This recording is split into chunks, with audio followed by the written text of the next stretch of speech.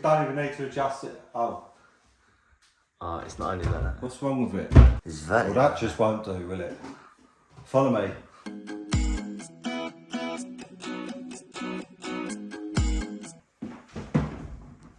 Hello guys and welcome back to the Home Improvements Channel UK. And on today's episode we're going to be showing you guys at home how to straighten them awkward, annoying kitchen doors. They go and I'm also going to show you how to straighten the cabinet, the actual carcass, the carcass. Let's get to it.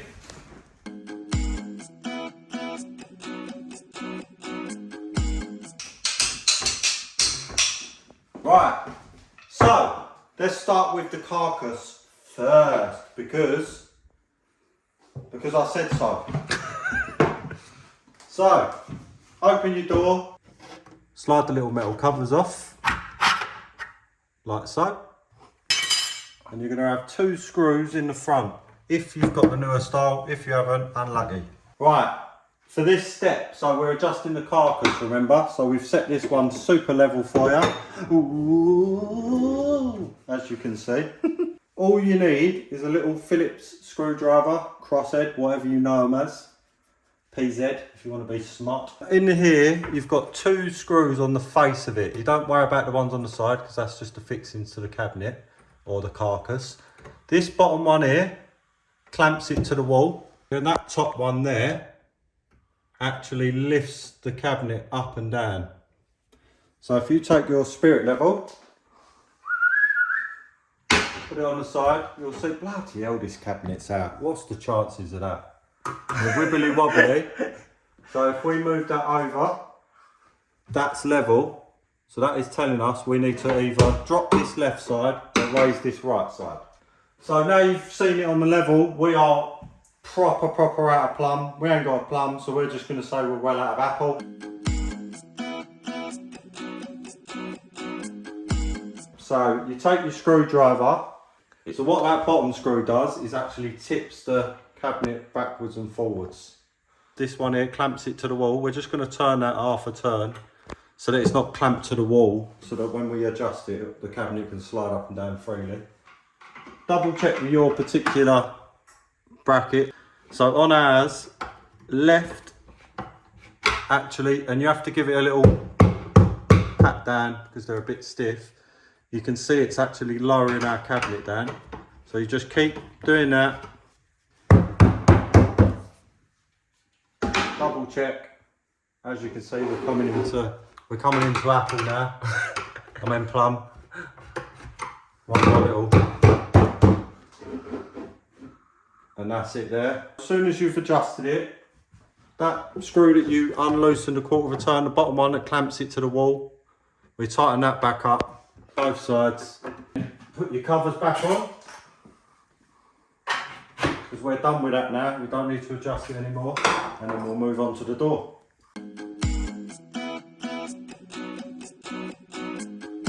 Let's adjust it, actually, before we carry on. If you're enjoying these videos, remember, subscribe, comment, hit the bell, notifications, all of it. Let's carry on.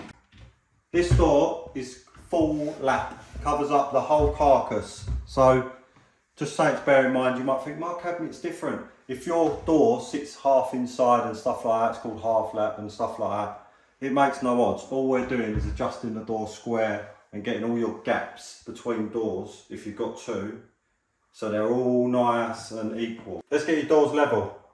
Inside, if you've got an older style hinge, you won't have these, but the newer style ones, they like to put these fancy little covers on, so you just pull them off. If you're having a bit of trouble, get yourself a little flathead. There's normally a little slot underneath. You ping it off and you let it do what it wants. So in a hinge, it's very simple. You might think it's all super complicated and scary, but it's really not. You've got 2 screws. This one here clamps it to that back plate there, and if you loosen that, you can slide your door. I'll show you. Look, if I loosen that, you can see it pulls the door in and out from this gap here. This is a slightly different one. If you get the others, you loosen that and you can slide it manually. This one seems to have a mechanism on it. And then you've got this screw here. And what this screw does, if we wind it, you'll see it pushes the door in and out like this, which when closed will affect this gap here.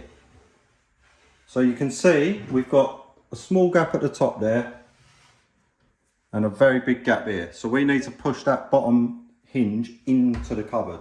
So you might have to fiddle with it a little bit. So look, we're close now.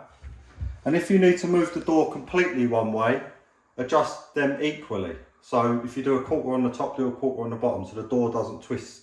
You just want to move it in or you want to move it out.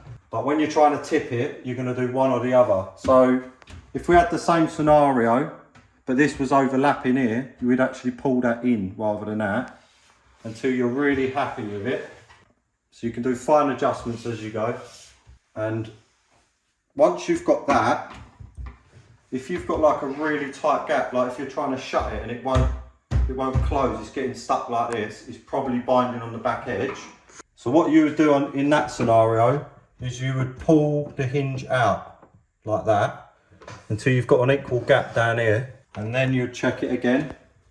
And if you actually look at it once it's closed, you want to look on the back edge where the hinges are. So what you're trying to do is get this gap uniform.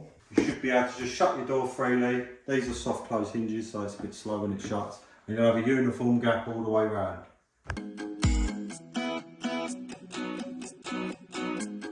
A quick little 1 minute recap. You pull the top off to adjust the carcass. The top screw pulls the cabinet up and down. The bottom screw clamps it to the wall. And then when you come to the hinges, this back screw will pull your door in and out. And this front screw will push it in and out that way. Okay, super simple. Double check this is tight if you've got the older style hinges, because this actually clamps on rather than being mechanically adjustable. And then you put your covers back on like so, nice and simple. Just clip back in, pop, and then double check that you're all happy.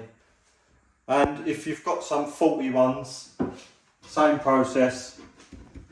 Two screws, change it over and do your adjustments. Really simple. Cheers Phil for making an awesome job. It's all square and all apple. And now that it's all done, you can put your annoying alarm clock back in the cupboard so don't wake no one up and annoy you. So, if you've been enjoying these videos, please hit the like and subscribe button. It means a lot to us. And the bell notification to get annoying videos from us. I'll catch you in the next one.